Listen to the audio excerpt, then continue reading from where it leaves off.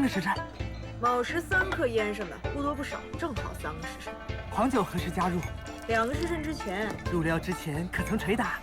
我亲眼见张屠户取的肉，当着我的面用刀背来回捶打了6遍。谢谢冬菇。哎，叫姐。冬菇姐。这梅肉取自第4、5根肋骨之间的背脊之上，亦肥亦瘦亦有筋。烤制之前必须捶打，便可肉松筋散，才好入味。再由广陵食记中的秘制腌料腌制3个时辰，再附以梅子酱佐食，便可去腻回甘，堪称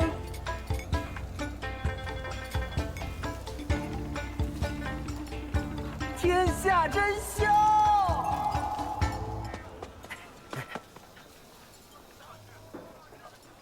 唐大人，得罪了。哎，我的肉！唐大人得罪了。哎，我的螺！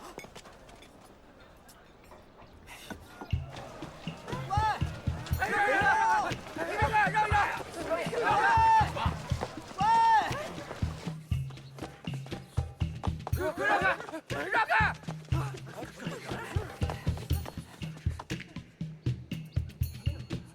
哎，结果。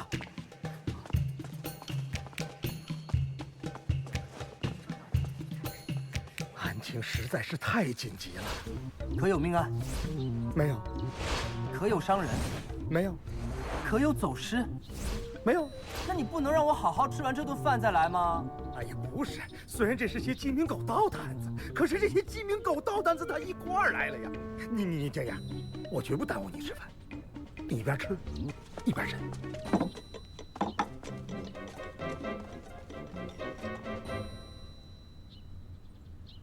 怎么了？梅子酱忘在冬季了。哎呀，就一个酱的事儿，算我欠你的，行不行？这顿你先凑合吃，只要你把案子给我审好了，你想吃什么我请。嘿嘿嘿，念。草民张全，家住城南果子巷，成化时。停！又怎么了？这样一个一个念，要审到何时？那依你之见呢？一起来。草民张全，家住城南果子巷，今早发现家中发现一头斑牛，接往一马多伦高后，经高警毛发告发群入决行所知道蚂蚁形制，经查此马为太平寺马正。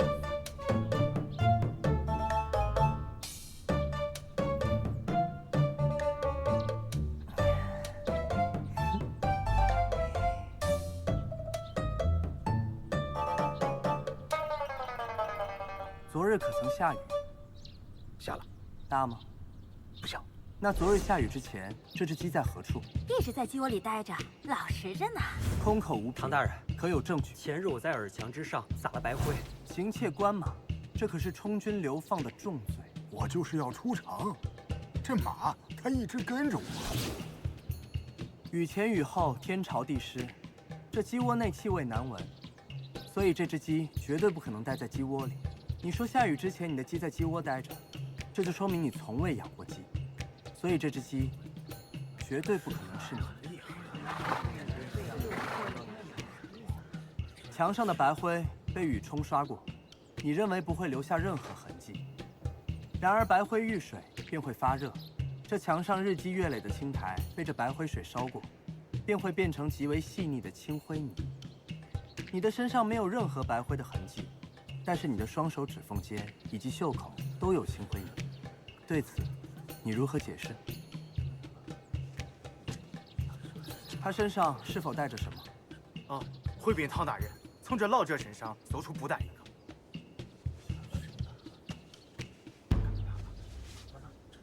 大人，小老儿胃部有虚寒之症，这果脯是治胃病的。这果脯固然能治胃病。但是还能用作他用。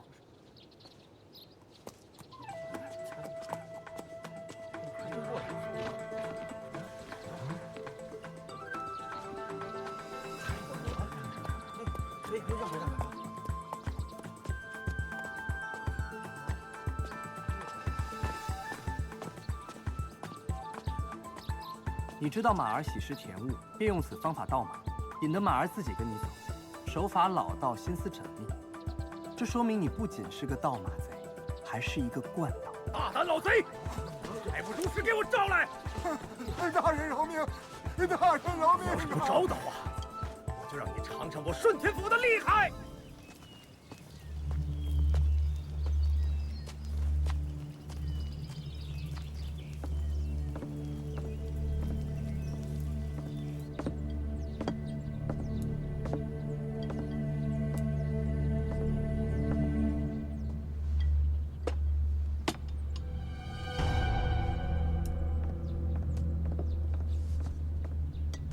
欢迎欢迎。您想吃什么呀？一壶黄酒，半斤牛肉。好嘞，您稍等一下，我马上就来。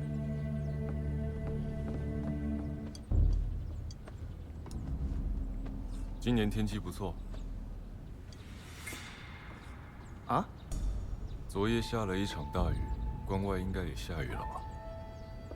若是今年风调雨顺，草原上打下的牧草足够牛羊过冬，那么瓦剌人便不会因为缺少食物粮草而难起，边关将士们就能少打一次仗，少打一次仗，便会少死很多人。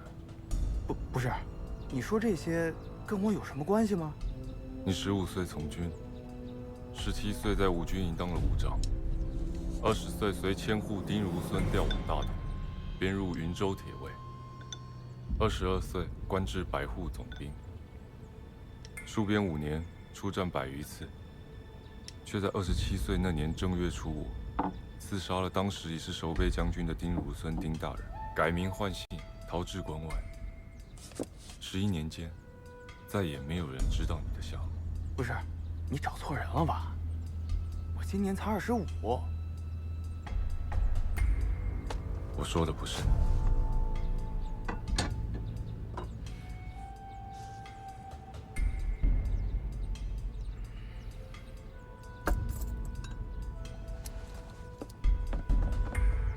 家奎，我找你很久了。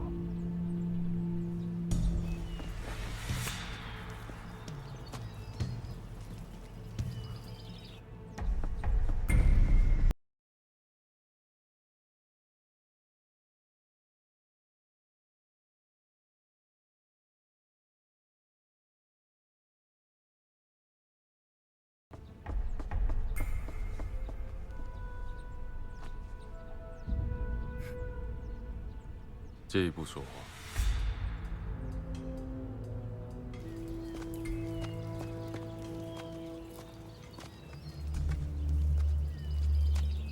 仅因为北镇抚司总旗，随州，当过兵，戍过2年边。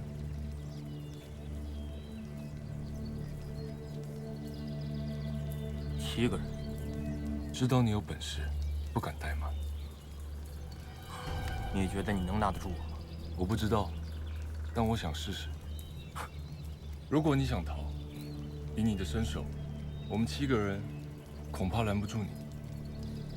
但若你要带着妻子儿女，便没那么容易了。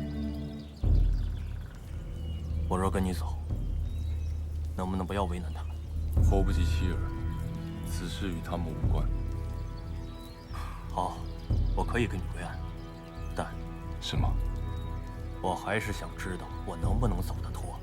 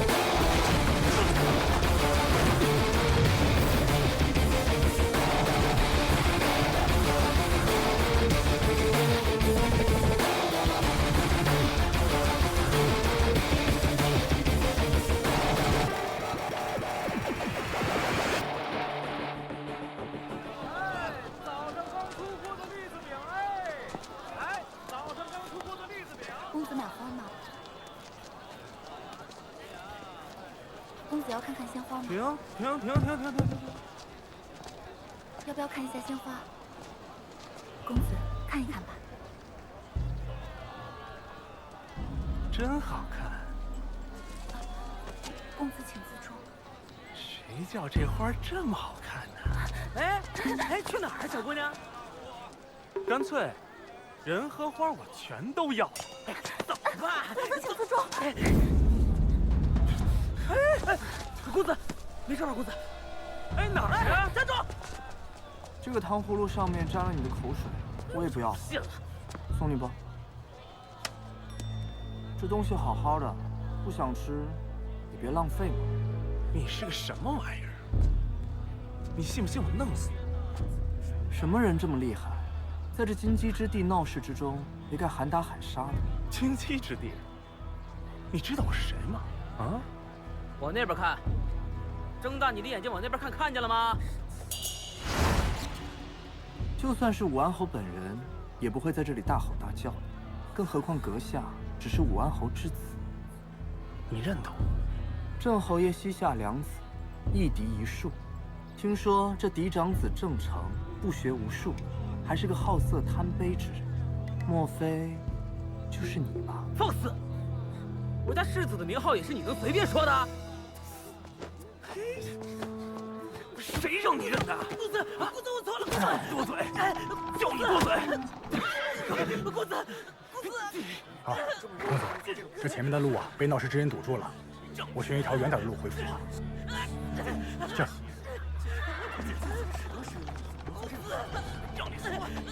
不好了，陛下，太子伴读韩藻失踪了。父皇，韩藻与儿臣情同手足，几个时辰前，儿臣还与他一起写字，现在他突然不见了。太子，起来说话吧。起身吧，一直跪着，成何体统？谢父皇。谢陛下。太子贴身总管太监何在啊？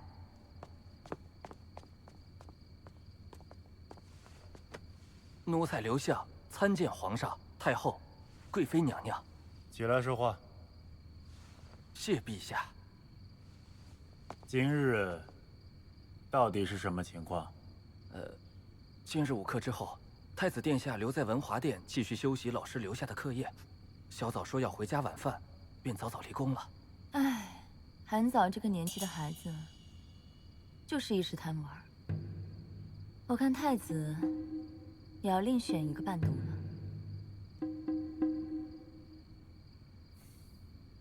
我看贵妃素来关心慈庆宫的情况，想必是很清楚韩藻的行踪吧。禀告太后，臣妾不是这个意思。母后是误会贵妃了。陛下，韩藻这件事，你看，此事牵扯内宫，有在荆棘之地，就交由北镇抚司查办吧。为美丽的夜色和动听的音乐，干杯！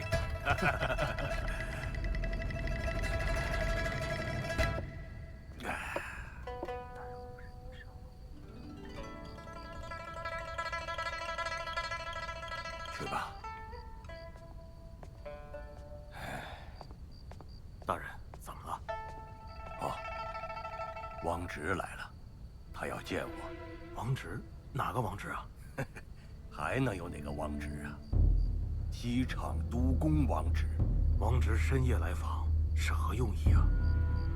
怕是来者不善，大人可要小心呐。哼，一个阉人能厉害到哪儿去啊？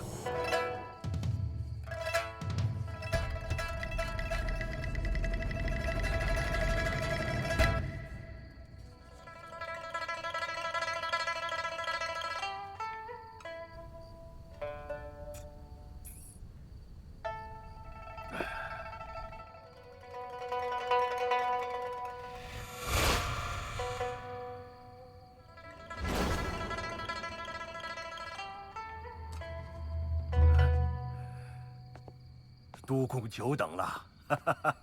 于大人，深夜造访实在是有些冒昧，但确实是有要紧的事务，不得已才半夜叨扰。初次造访有些匆忙，小小薄礼，不成敬意。哎呀，督公你太客气了，坐坐坐。于大人啊，看过这个了没有？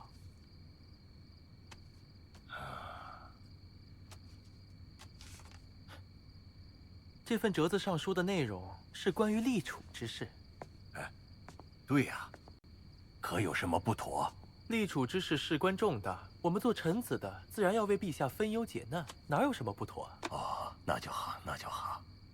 但这折子的后半段提到了贵妃，说什么独断后宫，干预朝政，贵妃娘娘听了十分的不高兴啊。这些老夫说的都是实情啊。您说的是实情没错，但说到底，这毕竟是陛下的家务事，我们做臣子的说这些，不太合适吧？所以啊，不仅仅是贵妃娘娘不高兴，陛下也不太高兴。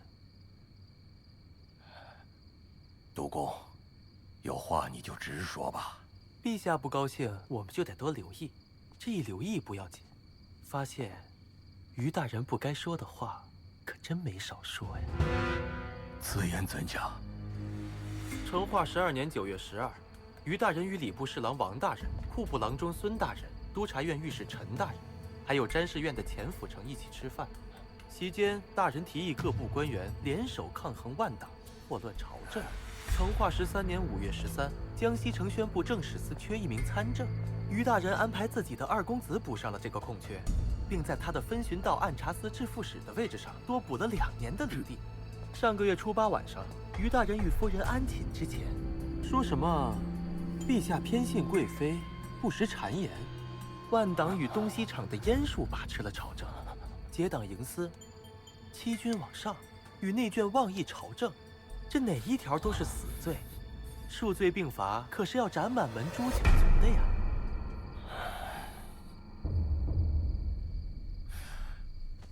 督公，你说吧，你想要什么？我想要陛下和贵妃娘娘开心。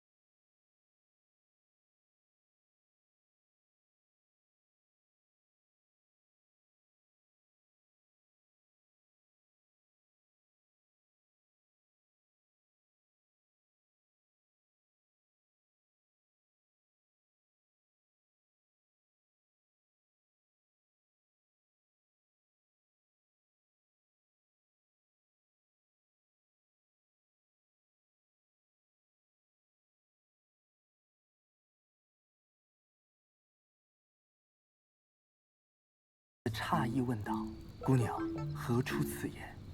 女子曰：“奴家每每见到公子，便心生欢喜。公子来一刻，奴家便欢喜一刻；公子来一个时辰，奴家便欢喜一个时辰。”冬儿，大晚上的能不能轻点？这是晚上夫人做的点心。那些书不能做。书怎么了？没什么大不了的吧？做书会变笨。骗人！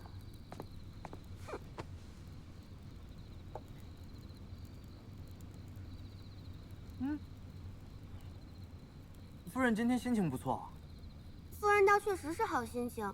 今日收到消息，老爷不是就要返京了？老爷一早就说你房租太低，现在租期将近，80%是要涨价了。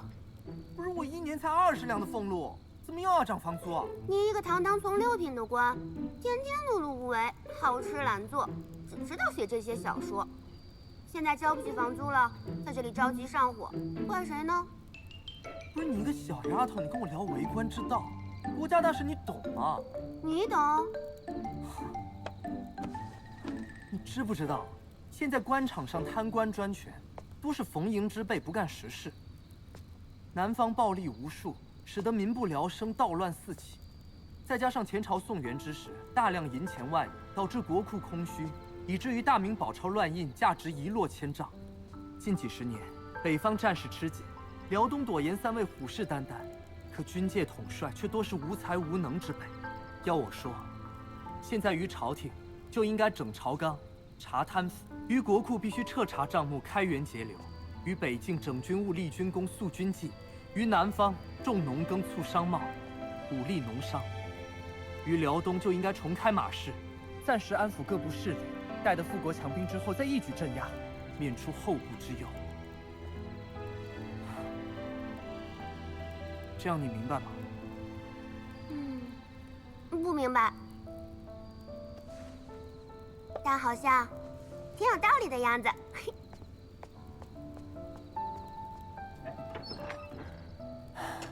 岂止是你不明白？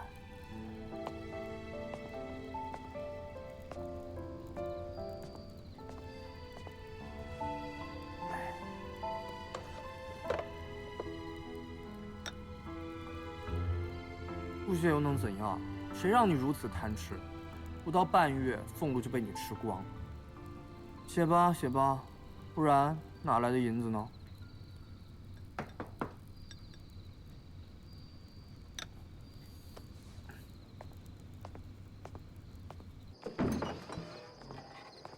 你找谁？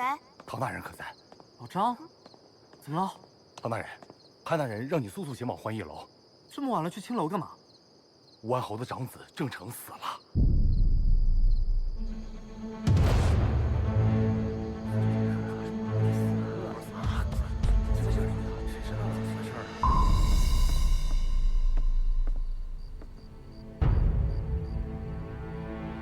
死因为何？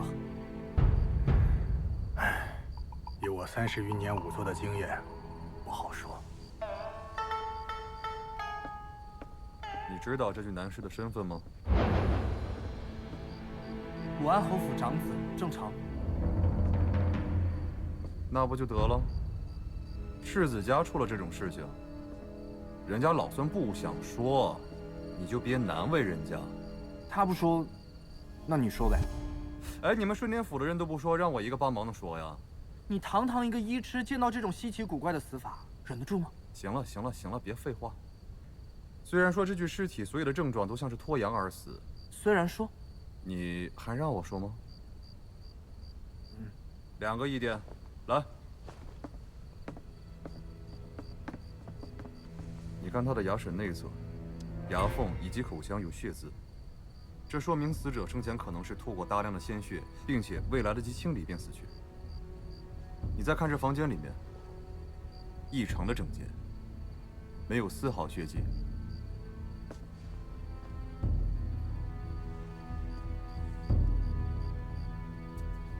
看这个，看，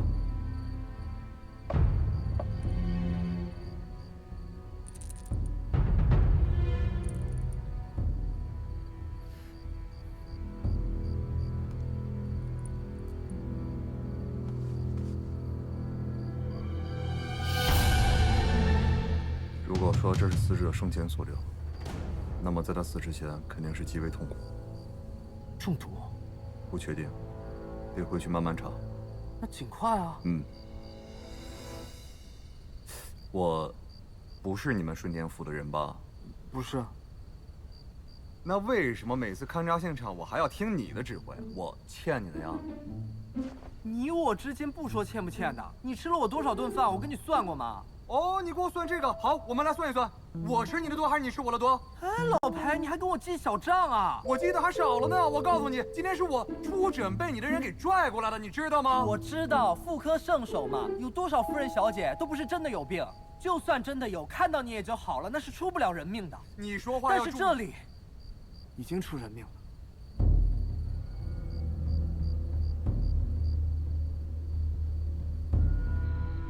这位呢，就是我顺天府的推官，唐范唐润清，心思缜密，长于断案。此案交给他，二位放心。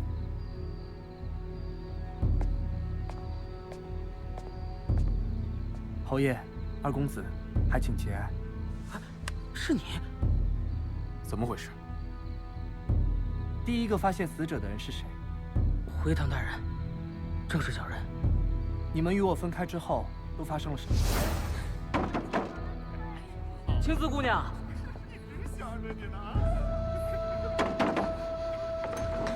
青姿，青姿今日入岳，不方便服侍公子。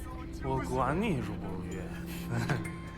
公子喝多了，请移步旁边厢房休息，青姿就不送了。不是青姿，这郑公子，郑公子。后来崔妈妈便带我们去了那间厢房休息。你家公子平日来此，都是找青姿姑娘吗？对，一直都是住在青姿姑娘那里。那青姿姑娘后来来了吗？后来唐大人我就不知道了。我伺候完我家少爷之后，我就走了。少爷扇子给您放这儿了，等留着。哎，那屋内恣意的女童，你可否认识？不知道。你何时回来的？4时左右。少爷。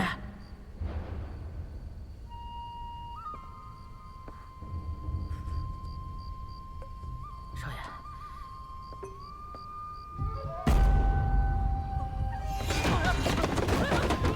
救命啊！救命啊！你刚刚说你伺候你家公子吃药，吃的是什么药？阜阳春。做什么用的？壮阳补肾。这个药从何而来？这个药是青姿姑娘给我们家少爷的药方。方子是在唐喜白街那家回春堂，对，在那儿出的方子，我亲自找的药。配药的伙计你可否认识？大概高高瘦瘦的，有20来岁。这儿，哦不，这儿有颗黑痣。你去把老鸨和青姿姑娘叫过来问话。是。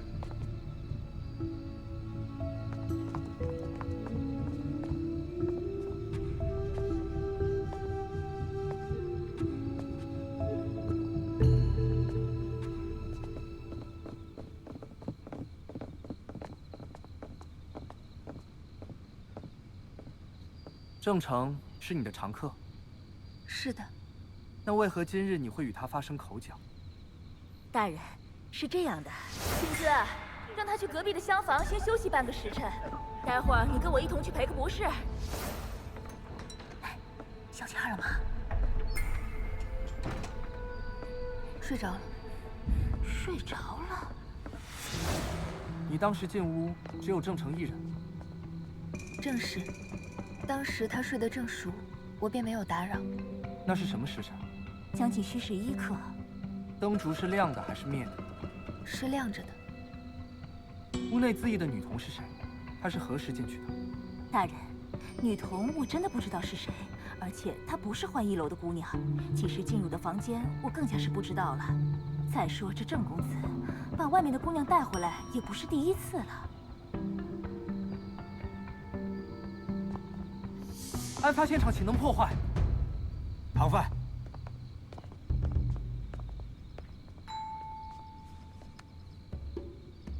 现下天色已晚，家父想把家兄带回家中，早早盖棺治丧。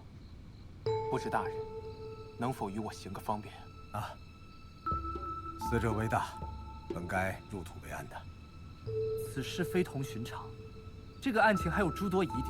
为了方便查验，我们还是要将令兄的尸身带回顺天府。我儿乃我侯府长子，怎能等同一般民夫？他的尸身，侯府自会保存。侯爷说的是，令公子的尸身本就应该回到侯府之中，还请侯爷节哀。走吧。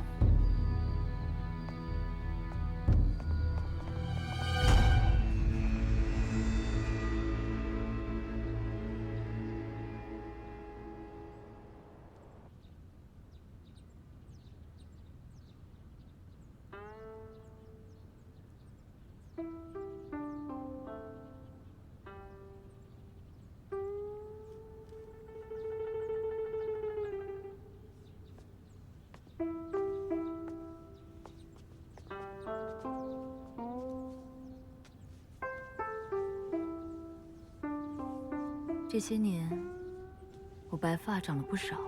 娘娘说笑了，谁不知道娘娘童颜永驻，怎么会老呢？你是成化3年入宫的吧？娘娘记性真好。那个时候你6岁，我38。现在你都17了，我49了，怎么能不老呢？我着人去关外建州女真部寻了些鹿茸雄胎，不是道经，娘娘试试，好的话，我让他们年年进贡。还是你最有心。娘娘别这么说，分内的事情。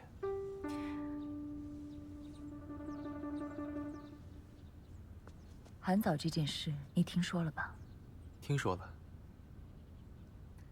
总觉得这事有蹊跷，感觉是针对本宫来的。娘娘放心，此事我来处置。有你在，我最放心。来。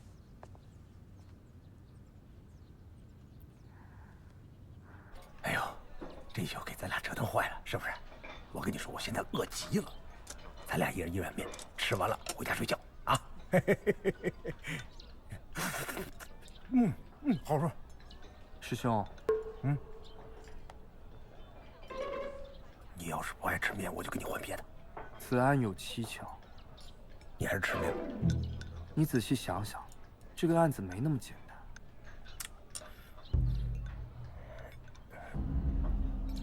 我跟你说这件事，我都已经想好了。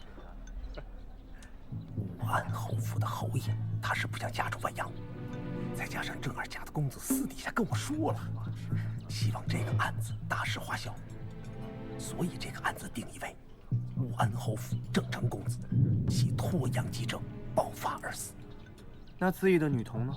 哎呀，那就是一个欢迎楼侍寝的妓女。你想，一个妓女看到这么大一个人物死在她面前，她能不恐慌吗？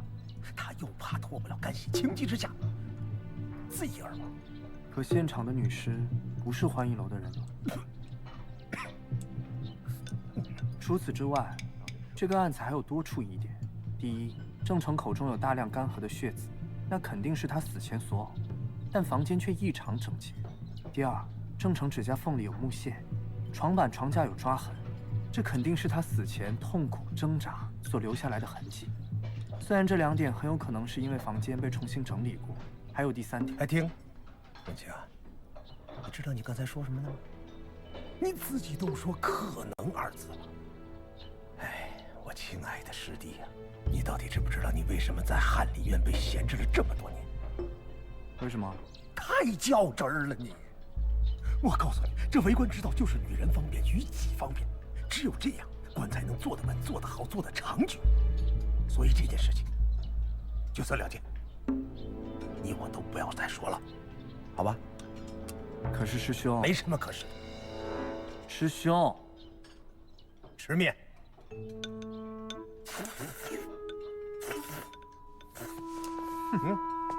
还干什么去？回家睡觉。这睡什么觉啊？你吃完面再睡觉不行吗？不过，这面没吃能睡吗？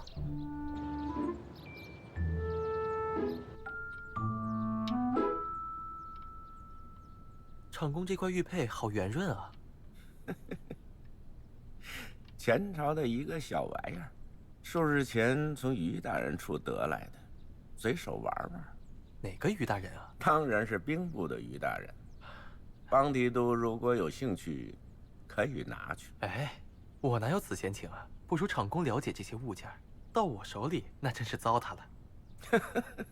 皇上驾到！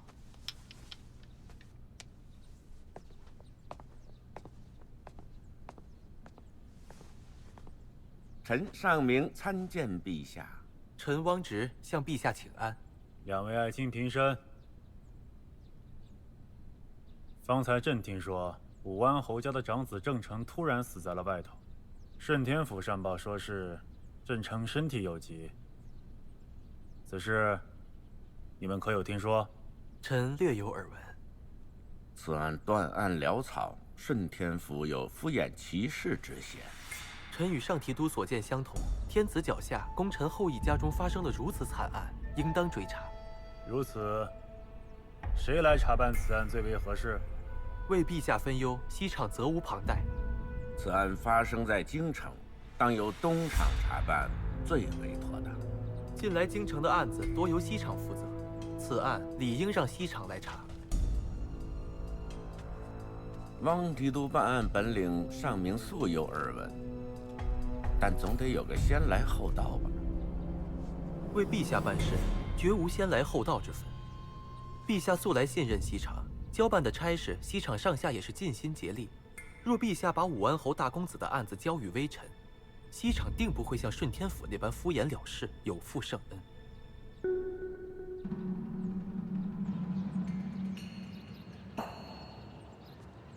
上公，有件事。什么事儿？昨晚于大人去世了，您知道吗？哪个于大人？除了兵部的于大人，还有哪位于大人啊？怎么死的？据说是服了毒酒。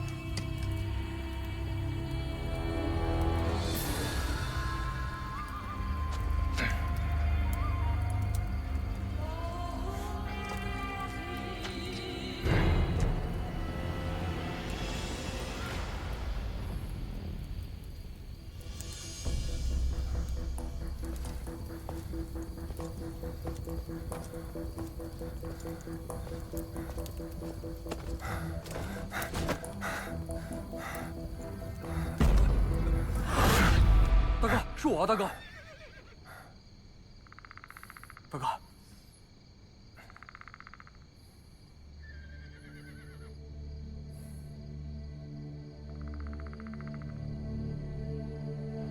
大哥，八倍里加急，召你回京。出什么事儿了，大哥？韩太傅之子韩早走失，陛下找我查办此案。收拾一下，你有立会回去。是。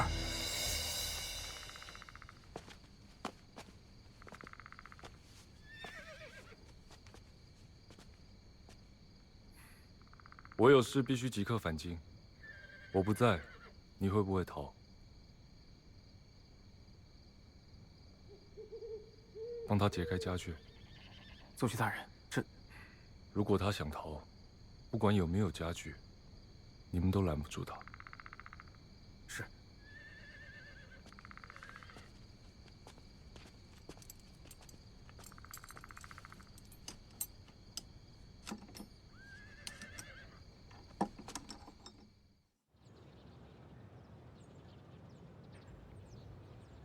大哥，这些都是韩早离宫之事，直辈之人。韩公子每日为太子伴读，数年有余，我等自然认得韩公子。那可有看到韩公子出宫？我等都亲眼所见，韩公子离开宫门便上了马车。可是韩府的马车？正是。看他的脖子，脖子上的淤血范围会非常的严重，因为上吊的人一定会不断的挣扎。而你看他的脖颈，勒痕极浅，明显是死后被人用绳索勒制。如果不是自缢而亡，那死因是中毒，也是中毒，跟郑成一样。郑成中的乃是慢性毒药，日积月累毒发身亡，而这个小童中的乃是剧毒，从服毒到发作的时间应该不会超过1个时辰，并且，他比郑成要早死了3至6个时辰。也就是说，郑成到了欢迎楼之前，这个女童已经死了。没错。还有件事，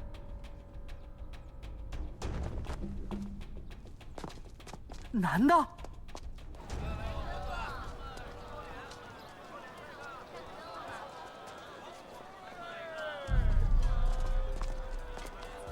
大人，昨日可否有一辆马车在此停留？时间在申时，马车上载着一个小童，你可否有印象？确实有一台，里面有一小童说要如厕，我肚痛了。所以马车夫便问我附近是否有茅厕。啊，店家，这附近可有茅厕呀？啊，那边，拐弯就是。啊，驾。他们在此掉头，往那边去了。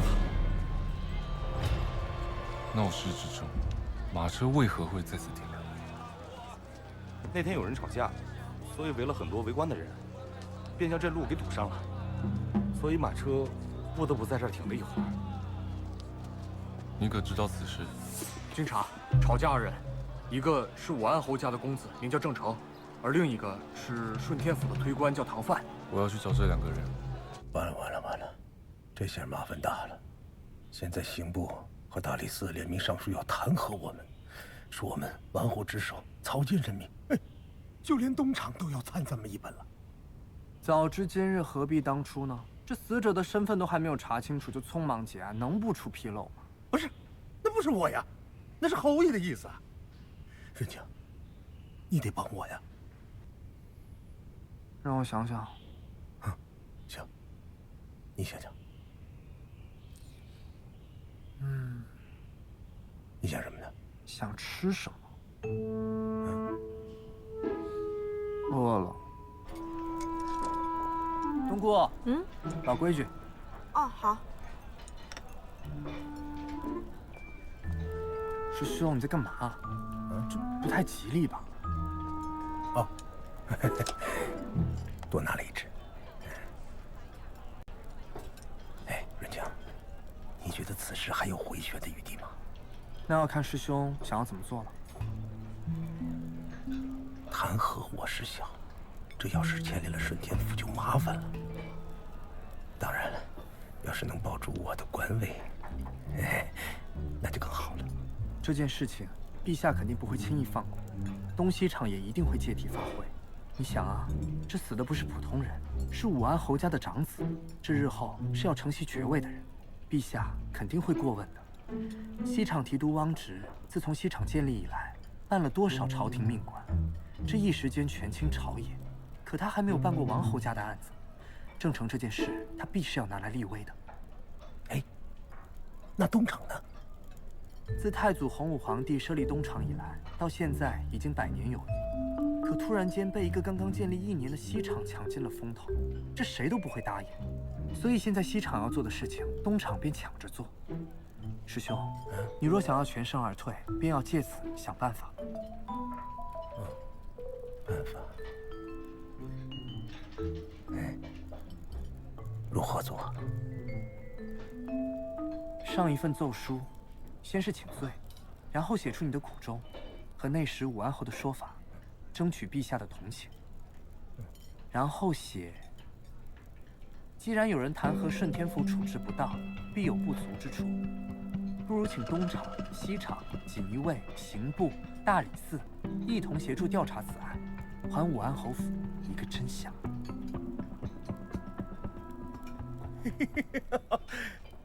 此计甚妙啊！能有你在我身边，真好。来面。谢谢啊。哎，任强，那我们是不是拿着奏书也？